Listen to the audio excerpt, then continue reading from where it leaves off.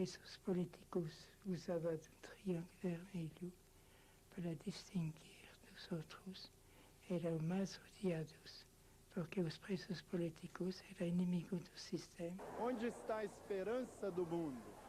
No meio dos pobres, porque são eles que estão vivendo os valores de uma sociedade fraternal.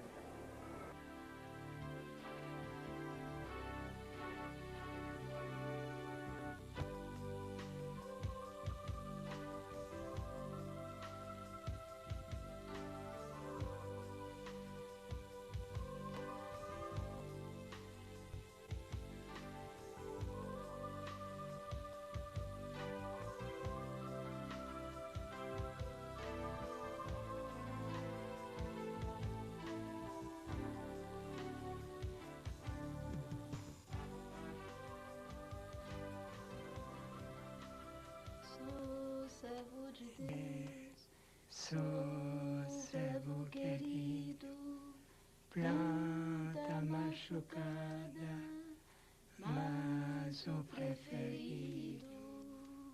Sou gente explorada, por Javé escolhido, servo sofredor, mas fui promovido. O Espírito Santo me faz ser, o Espírito Santo me faz ser.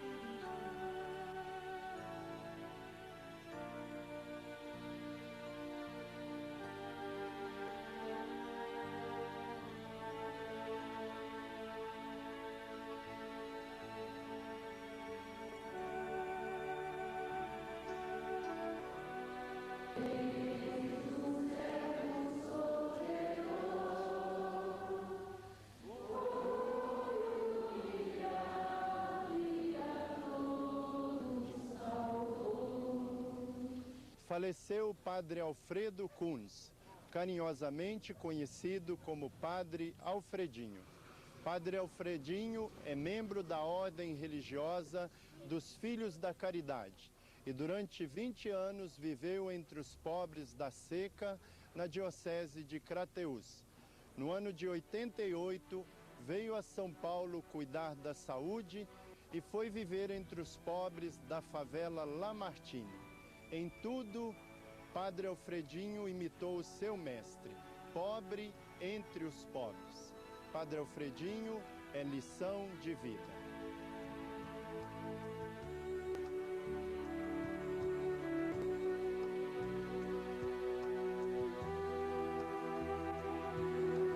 É um momento difícil, né, na vida da Irmandade, mas Alfredinho representa para nós a Igreja de Jesus.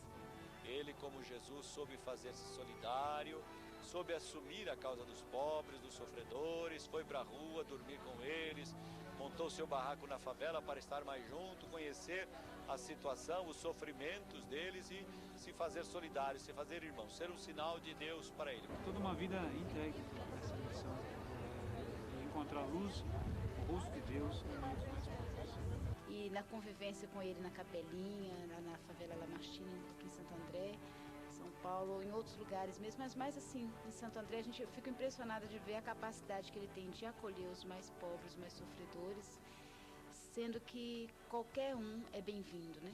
E aí eu vim assustada. Quando eu cheguei, fui na capela e ele me abraçou, me acolheu com carinho e falou: "Seja bem-vinda, minha santa". Essa é uma frase que eu jamais vou esquecer na toda a minha vida. E me impressiona muito assim a paciência heróica que ele tem de estar ao lado do sofredor e acreditar que aquele sofredor carrega uma luz interior muito profunda, é muito séria essa presença dele junto das pessoas, né? O respeito que ele tem por cada um, né? Hoje estou falando aqui, vivo, eu agradeço a Deus primeiramente, depois o Padre Alfredinho. Quem é Alfredinho? Uma coisa bem insignificante. Na sua infância, Alfredinho, depois da guerra que tinha tido entre a Alemanha e França, onde os alemães dominavam muitos dos países da Europa, Alfredinho imigrou com a sua família para a França, saindo da Suíça para a França. Ele não era francês, ele era suíço, mas tinha um sobrenome alemão, Fred Kunz. E na escola, os amigos chegavam perto dele, tacavam um tapa na cabeça dele e dizia: "Ah, seu Kunz, Fred Kunz, seu alemão", mas assim, desfazendo dele. E ele, como um suíço, sem entender nada, inocente, sofria aquela pancada na cabeça e chegava em casa chorando. Ainda criança. E a mãe deles falava: "Chore não, meu filho, amanhã. Chore não. Você", em francês eles dizem, "você é um souffre-douleur". Quer dizer, você é um sofredor. Você é um sofredor. Como se fosse, você é uma caixa de pancada. Alfredo Kunz é um cidadão que nasceu em Berne, na Suíça, em 1920. Meus pais emigraram pela França em 26. Estudei, fui cozinheiro, encontrei a Jockey e em 39 fui mobilizado por essa guerra terrível de 39 e 45. Fui prisioneiro em 40 e passei 5 anos no campo de prisioneiro na Áustria, o campo de Kaiserstenbrück. Meu pai era mecânico, a gente era arranjado na própria fábrica. Minha mãe também era uma fábrica de malaria. Eram 2 filhos, André e eu, e o pai era seu trabalho na fábrica, sua horta, trabalhava muito na horta, criava seus coelhos e suas galinhas, homem trabalhador, mas foi chocado por várias coisas da igreja e se afastou da igreja há 20 anos. O maior presente que fizemos a meu pai, o dia de seu aniversário, é um carrinho de mão para carregar as coisas na horta. Eu vivia bem simplesmente. Há 11 anos já trabalhava como cozinheiro. Minha vocação era cozinheiro, como já disse, e membro da Jockey, Juventude Operária Católica. Ela reempreendeu a ler e a viver o Evangelho, a ligar a vida ao Evangelho. Descobri, acendeu dentro de mim a dimensão militante e lá na região dos Alpes, na França, trabalhava como cozinheiro e gostava depois do trabalho andar na estrada para me repousar e rezar, silenciar, refazer a paz dentro de mim. Então, nesse dia, saiu às 10 da noite, fui andar e, de repente, 2 palavras tomaram conta de mim. Ser padre, só isso. Mas com uma força, uma intensidade, um calor que não dava para resistir. Caiu de joelho onde que estava. Beijei a cruz que tinha na mão e o problema da vocação foi resolvido só de uma vez. Não preciso orientador, psicólogo, entrevista, preparação vocacional, nada. Foi na mesma hora, foi decidido até hoje. Nos anos 40, viveu prisioneiro no cativeiro da Áustria durante a Segunda Guerra Mundial. Aí encontrou um grupo de prisioneiros políticos perseguidos pelos nazistas. A partir daí, Alfredinho começou uma profunda meditação sobre o sofrimento tão presente no mundo. De modo especial, Alfredinho passou toda a sua vida mastigando os cânticos do servo sofredor, do profeta Isaías. Isso lhe deu uma grande sensibilidade para enxergar a paixão, morte ressurreição de Jesus, reatualizada, encarnada nos sofredores de hoje.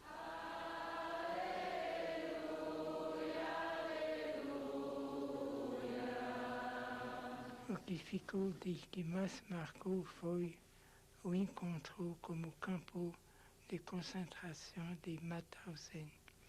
Em poucos meses transformaram uma usina perto de nosso campo, uma usina de guerra onde os nazistas faziam o V2, V1, esta foguete que jogava na Inglaterra.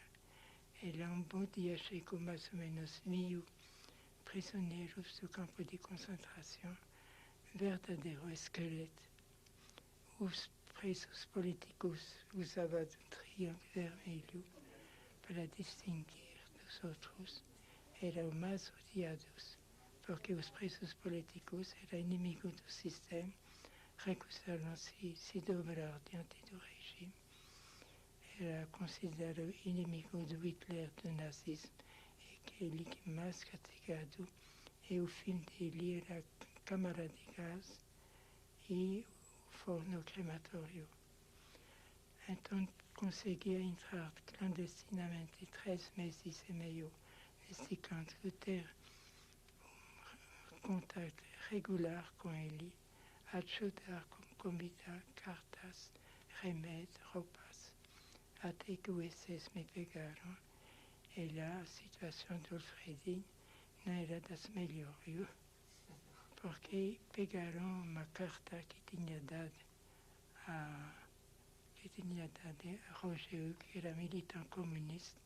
A família dele toda foi fuzilada e logo fui acusado de espionagem e sabotagem. Então, só como este assunto já era liquidado. Então, houve um interrogatório diante de SS, da Gestapo, e meu companheiro Roger, que a quem me deu esta carta, bateram nele, soltaram 2 cachorros policiais que morderam ele. E melhor, depois de ser descoberto o campo de concentração, houve tantos horrores que não dá para contar. Passei meses e anos meditando, meu Deus, por que tanto sofrimento? Teve um capelão de nossa, que era prisioneiro como a gente, que começou a me ensinar o latim, aprofundar o evangelho, participar da celebração. Então comecei o seminário no cativeiro em Viena, no campo central, para participar da mensagem diária. De manhã bem cedinho, para entrava num barraco e lá celebrava sem fazer zoada, sem cantar. Dava um pedacinho de hostia bem pequenino para a comunhão. Em 1945 entrei no seminário de vocação de adulto e em 1954, 9 anos depois, fui ordenado nos Filhos da Caridade. Alfredinho é o padre, né? Um padre que chegou aqui no Brasil e o padre Alfredinho foi quem ensinou nós a viver a Irmandade. É o símbolo vivo do que é este movimento dos mais oprimidos e lascados, né? A partir do Evangelho. Comecei no Canadá, eu passei 13 anos a fazer pregação. E em todo canto valorizava o povo do terceiro mundo, até que me convenceu de ir lá também. Fez um pedido do superior e no fim fui bater lá em Crateús, no Ceará, onde passei 20 anos. Crateús tem um interesse que ouvi falar do bispo Dom Fragoso e eu vim lá por estudar o português. E disse, lá temos uma pastoral muito adiantada, um povo que resiste, então vou aprender o português também, descobrir a pastoral desse lugar. Fui lá só para aprender o português, que ainda não sei bem direitinho, E depois, pouco a pouco, entrei no serviço da paróquia e lá fiquei. Do Alfredinho eu conheci lá em Crateús e creio que durante 10 anos, todo ano, no mês de dezembro, a gente se encontrava. E ele vivia lá em Crateús e Dom Fragoso me contou como foi que ele chegou lá. Quando o padre Alfredinho chegou em 68, como praticamente um mendigo, eu não estava, ninguém o conheceu, ele ficou esperando por mim. Quando eu cheguei, ele disse, bom, a casa do bispo recebe os pobres, mas os pobres não estão em casa na casa do bispo. Aqui não quero. Foi morar num bairro com 2 padres.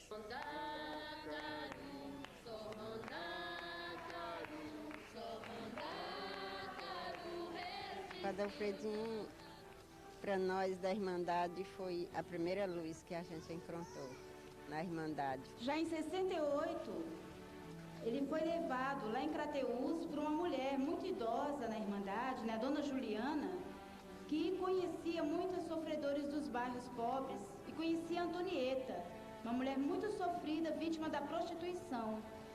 E a Juliana dizia, mas eu preciso levar o padre lá para confessar, porque a Antonieta está morrendo de tuberculose. E Alfredinho então se encantou com essa pessoa. Na pessoa da Antonieta ele encontrou Jesus.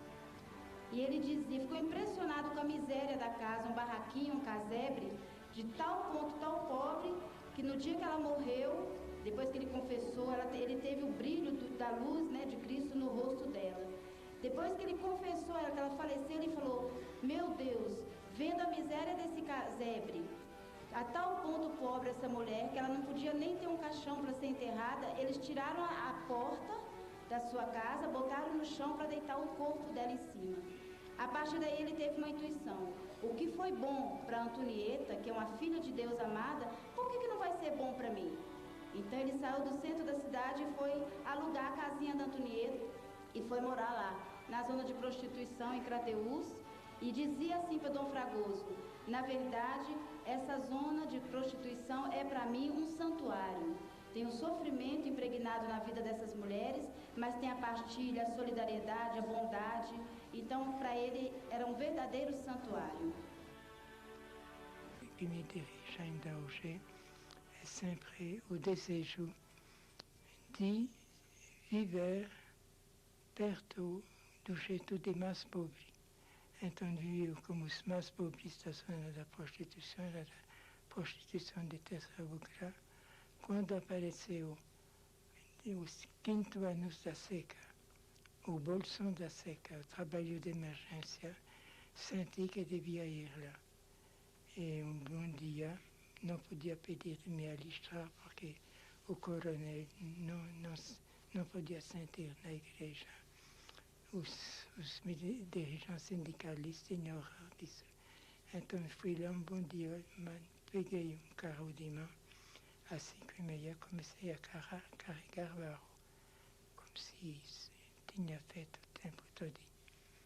Mais adiante veio o feitor que disse, por que você vem trabalhar aqui? Você vai trabalhar ainda amanhã? E de quem sabe, pode ser. Depois, terceiro dia, veio um tenente me mandou chamar e disse, você trabalha aqui é para fazer sacrifício ou exercício físico. Então deixei ele, mas continuei. Terceiro, quarto dia, o coronel que chega era um gigante. Ele disse, Alfredinho, pode me dizer quais são as injustiças que você encontra no bolso da seca? Alfredinho, bem pequeno, sem saber bem o que responder. Até que os companheiros acharam que eu fui fraco. Depois me soltou, continuei a trabalhar. Ele disse que podia receber o sextão como alimentação, pagamento. Eu disse, não, sou religioso, não posso receber dinheiro. Isso me salvou, porque se tinha recebido um sextão, uma semana depois dizia que um pai de família precisava desta vaga e me jogava fora. Então trabalhei 11 meses de graça. Eu cheguei de manhã, pegava meu carro de mão, fazia o serviço, e lá não podia me botar fora, porque não entrei. Para que Alfredinho de fato se tornasse nordestino, faltava uma coisa: migrar para São Paulo. Veio para a favela Lamartine, em Santo André. Aconteceu que a paróquia de São Gerardo comprou nesta favela um barraco de 4 ou 5 metros, assim. E foi lá que foi me arranjar. Não tinha fogão, não tinha nada. Botei 3 pedras no chão, comecei a cozinhar, a criar relação com os vizinhos. Depois aumentou, fez um fogão de lenha, um banheiro e uma coisa bem simples. Você entra um pequeno corredor, tem meu quarto, o fogão de lenha do outro lado e a capela que serve para a celebração, a missa, os encontros de espiritualidade, as orações às 5h30 da manhã, hospedagem matin. Então, o tipo de relacionamento que se criou na favela fez que vocês são cercados de uma multidão de pessoas que são relacionadas com você. Até poder dizer a dimensão do mundo, porque a gente escreve lá cartas em vários países do mundo interessados pela Irmandade do Servo Sofredor. O padre viver na favela não tem nada de difícil, não. Precisa saber se adaptar a tudo o que acontece. Tem uma briga entre os vizinhos, então não ficar irritado e passar isso. Tem uma ameaçada de tiroteio na vila, fique quieto.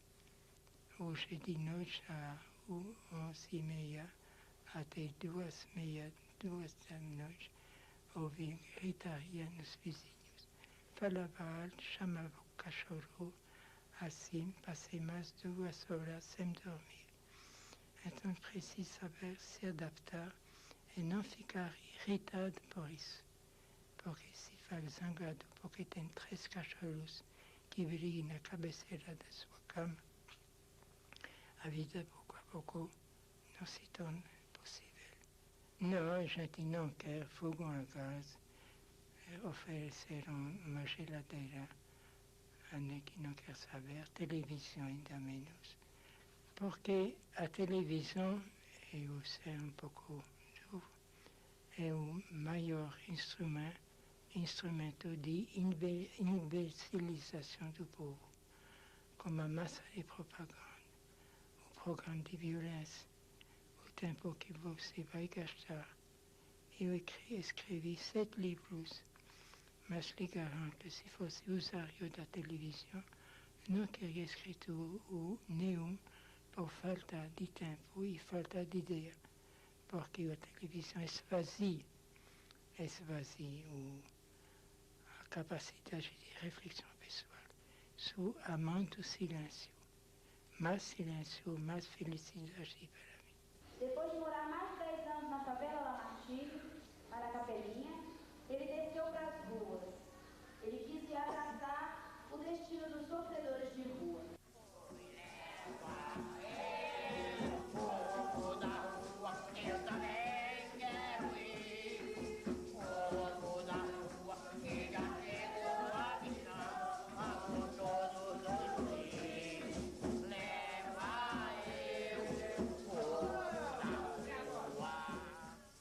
Uma vez perguntei a um sofredor de rua, Marcos, Marcos, o que você acha de um padre que foi morar na rua? A mesma pergunta.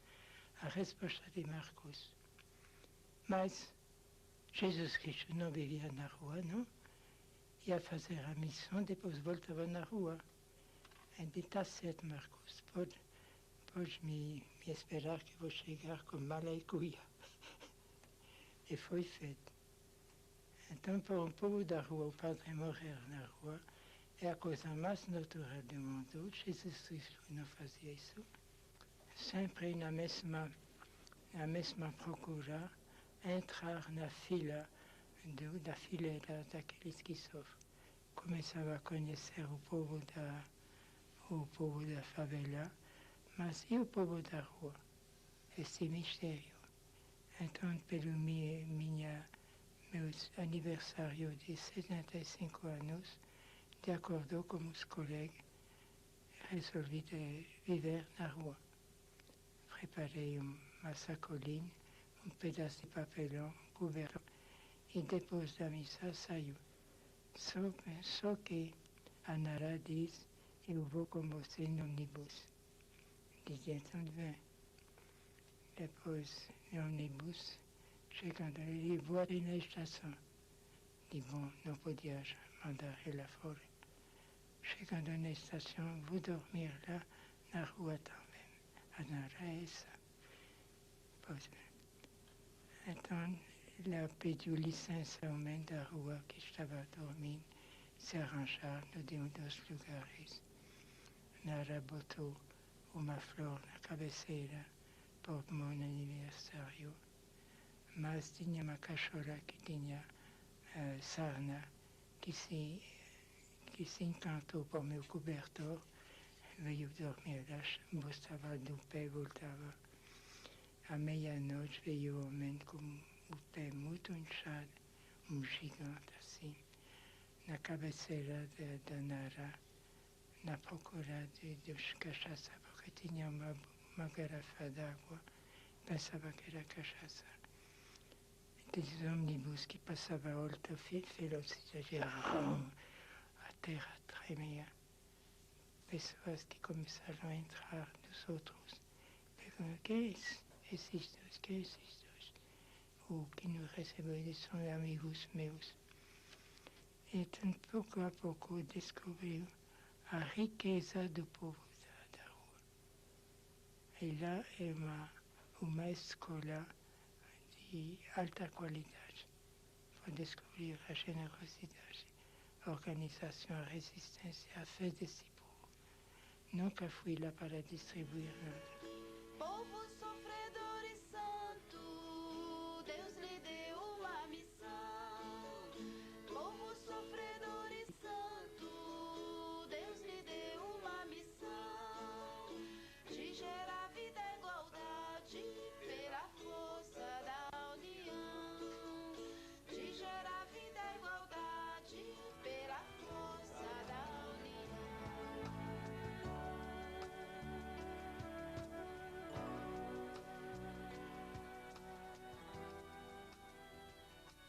Esta semana fui a uma vigília e caiu doente, fez uma crise do coração.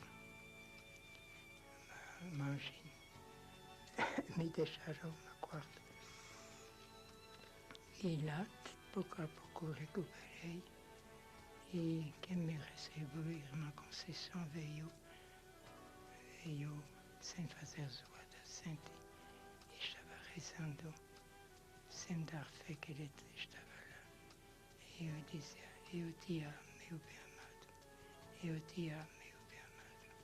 Eu te amo, meu bem amado. Essa Jesus. Sem quase dormindo, expressava o que Jesus para mim, o bem amado que eu amo. É que eu amo também das pessoas, de todos os pobres que são os escolhidos de Jesus.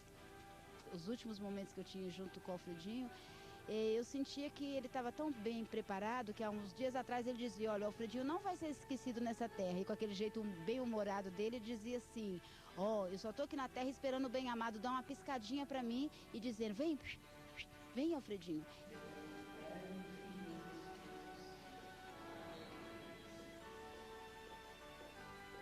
Vai ser um abraço amoroso, mais apertado do que os meus. Eu te amo, meu bem amado. Eu te amo, meu bem amado.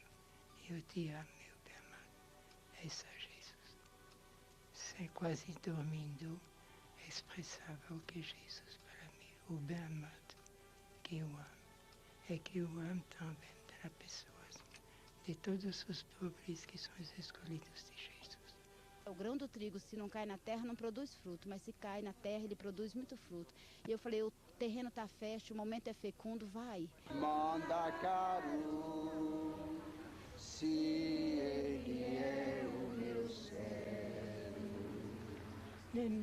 diria, nem uma opção preferencial, é a única opção que devemos ter. Qual é a opção de Jesus? Se não foi pelos pobres, se nossa opção não é pelos pobres, estamos traindo Jesus. Manda caro, se ele é o meu servo. Jesus, lá no dia do batismo por João Batista, no início da sua missão, entrou nessa fileira. Nessa fileira, quem que tinha? Vítima da prostituição, publicanos e pessoas da mesma qualidade. E Jesus se misturou com ele. Não tinha nenhum símbolo, nenhum sinal que era diferente desse povo. Se misturou. Podia ser ele publicano, podia ser ele ladrão, assassino. Não tinha diferença. Foi batizado por João Batista. A voz de Deus, eis meu filho amado. E depois de ser batizado, o interessante é que Jesus nunca saiu dessa fileira, nunca.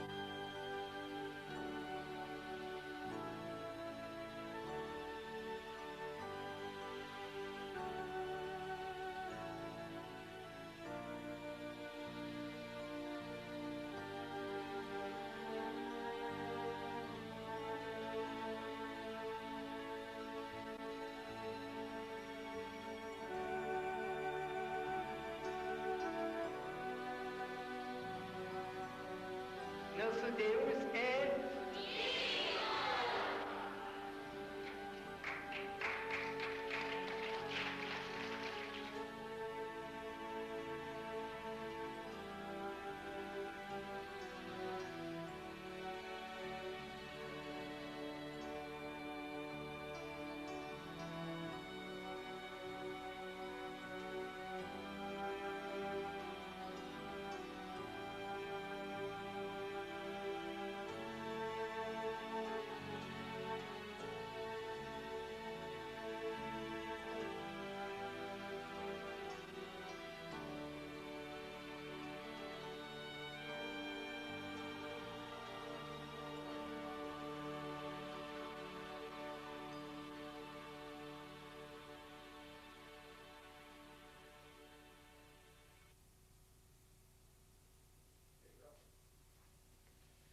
o compromisso vital com os últimos da sociedade sempre brota de uma profunda experiência de Deus. Todos na mesma trilha. Jesus Cristo, o Mestre, Francisco e Clara de Assis, Mahatma Gandhi, Teresa de Calcutá, Luther King e tantas outras e outros.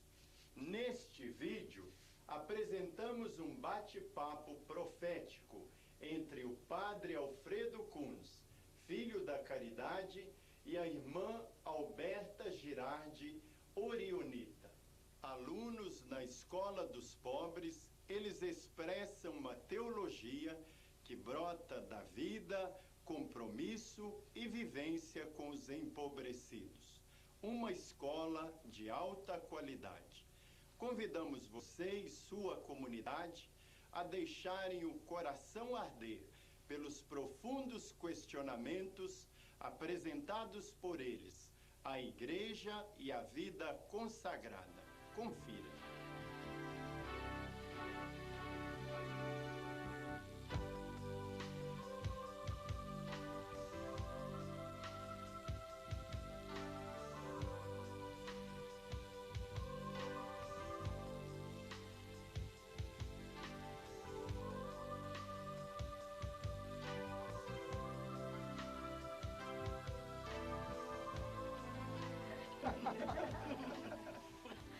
É muitos anos que o senhor mora no Brasil?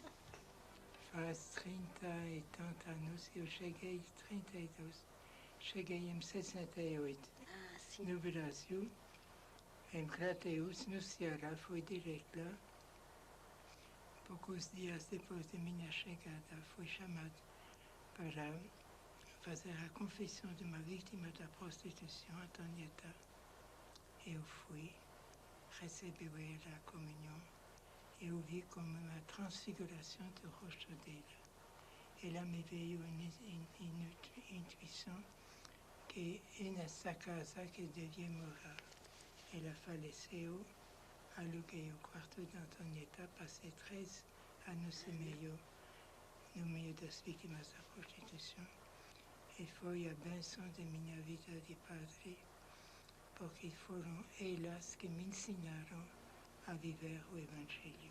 Depois de naufraguei, eu trabalhei no meio dos camponeses, trabalhei de roça, trabalhei 11 meses de emergência e no fim eu fiz como muito nordestino. Peguei um ônibus e veio bater lá em São Paulo. E lá, 3 dias depois de minha chegada, fui ocupar um barraco na favela Lamartine. E ainda estou lá, no meio do povo da favela. Feliz. Irmã Alberta, vou fazer uma pergunta meio esquisita. Me parece que você é já bem idosa. Você vive numa casa de idosos, se repousando depois de uma vida bem carregada. Sou idosa, mas não vivo em casa de repouso. Por graça de Deus, tenho ainda saúde e vontade de trabalhar. E o que você faz com o trabalho? Explica um pouquinho. Agora, o trabalho, eu vou na rua de noite. De noite? Procurando, fazendo curativo e convidando o povo a sair da rua, para ir na terra, fazer uma preparação e depois ir na terra. E agora ele teria mais futuro. Como o movimento do Sem Terra? Sim. Luta com eles? Trabalho com o movimento Sem Terra. Oh, mulher valente. E espero que todo mundo compreenda que hoje Deus se manifesta e dá esperança aos homens através do movimento Sem Terra, que procura a dignidade, a justiça, recuperar a vida de tantos que estão pela estrada sem trabalho, sem amparo, sem dignidade. Agora, aconteceu no Ceará, passei 20 anos no Ceará, que dias eu ia sair no mato, como um panelão de barro, um feijãozinho, um pedaço de tocinho, e a gente ia se isolar na natureza e fazer a leitura de Isaías 53. Este tal de servo de Yahvé, sem beleza, sem nada que atrai, rejeitado como se fosse lixo, levado como a ovelha no matador, mas foi com suas feridas que nossas doenças foram curadas. E depois de ter feito essa leitura como os camponeses, seja homens, seja mulheres, seja jovens, a gente tinha divisão em grupo e perguntava: você conhece, minha gente, pessoas na sua comunidade que vivem como esse tal de servo sofredor? Você não imagina a riqueza de resposta. Uma vez ouvi esse mesmo processo a Osasco, como pessoa da Pastoral Operária, fizemos a mesma pergunta e Le Goff voltou dizendo: eu conheço um cara que tem representa servo sofredor. É Silvio da Silva, como é? Santos Dias da Silva. É pai de família, tem 2 filhos, trabalha na oposição sindical, 16 vezes foi jogado fora do serviço. E quando uma pessoa ofereceu ajuda financeira, ele disse: preciso sofrer para entender o que eu sofro. Ele sabe que 3 meses depois, a gente, em 79, aprendia que ele foi assassinado na Silvana, mas foi identificado como sendo servo sofredor 3 meses antes da sua morte. É lindo. Agora, quando o servo sofredor começa a se unir, a fazer pequenas comunidades de sede, a se amar, a fazer um trabalho de artesanato, eles começam a tomar, sem saber, peut-être, a criar os alicerces da única civilização que vai salvar o mundo amanhã, a civilização da austeridade. O futuro do mundo será a mão dos pobres e não dos técnicos lá em cima, que só faz projetos de bilhões e que não dão nenhum rendimento. Não sei se você está de acordo. Estou de acordo. Eu tenho sempre a impressão que Cristo está no meio do povo sofredor. Ele se identifica com ele, anda com ele, e por isso que ele tem ainda força de esperar, de ter amizade, de começar, de se unir com os outros. Isto é Cristo que anda no meio do povo sofredor e ainda conserva a esperança. E a alegria. E a alegria. Esse tipo de alegria, me explica como é isso. O que é ser igreja para vocês dois? Igreja é ser família de Deus. Não ter privilégio, não ter divisões, não ter status, se misturar com o homem, porque o homem que recebe a vida de Deus é sempre Jesus Cristo que anda no meio de nós, com a sua novidade, com a sua alegria, com a sua esperança. E ser igreja, eu amo tanto a igreja, e sempre penso na sua história, e sempre desejo que ela seja amada, seguida, mas não em um modo diferente, em um modo sem estrutura, sem tanta regra, tanto dogma, tanta coisa que o povo não compreende. O povo ama, o povo serve, o povo vive, o povo quer alegria, o povo quer ser feliz, gozar daquilo que ele recebeu de Deus. Isto penso que deveria ser a igreja. É mesmo. Você pensa que o que você disse me tocou muito. E eu podia acrescentar que uma assembleia religiosa, qualquer que seja, onde não tem pobre, também não tem Jesus Cristo. O padre pode celebrar, pode dizer: isso é meu corpo, meu sangue, tomai e bebei. Se não tem pobre, também Jesus Cristo não está presente. E os pobres deveriam ter, a primeiro lugar, na sua igreja, a partir de uma liturgia adaptada, do acolhimento, de valorização.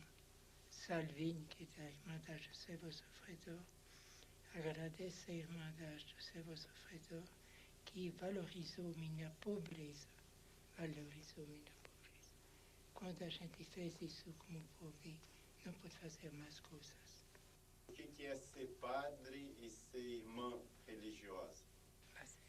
A vida religiosa me parece importante na história, porque foi sempre a serviço, de mostrar com a vida, com a sua dedicação, o que é a religião.